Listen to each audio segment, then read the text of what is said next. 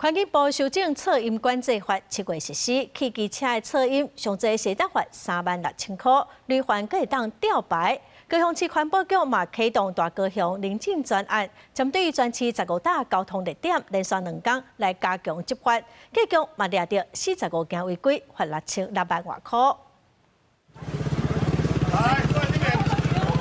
阮經徛佇路邊，奧多擺來一台炸一台，隨隨停佇邊仔等待環保局甲監理站的查驗，配合新修正的噪音管制法7月正式實施。高雄市環保局規動監理站甲警方7月底連續2天，佇咧15大交通熱點，針對汽機車改講改車無經過認證的進行處理，攏總查到45件違規。環保局表示，新法上路，只要車輛噪音超過15分貝，就會罰錢，無改善的累犯買扣牌處理。查獲45件違規案件。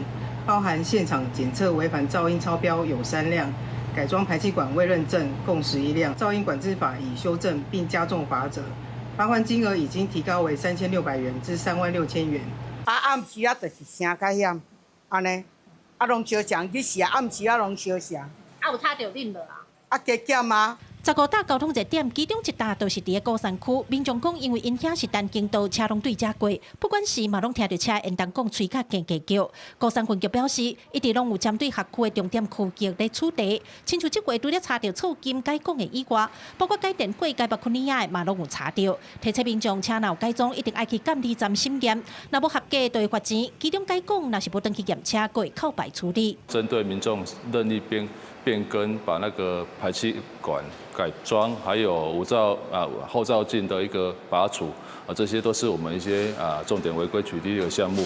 如果違反這些不依規定來辦理設備登記的話，那我們會處新台幣900到1800的一個罰款。環保局講新法上路，汽機車噪音超磅罰款上懸對3600提懸到36000。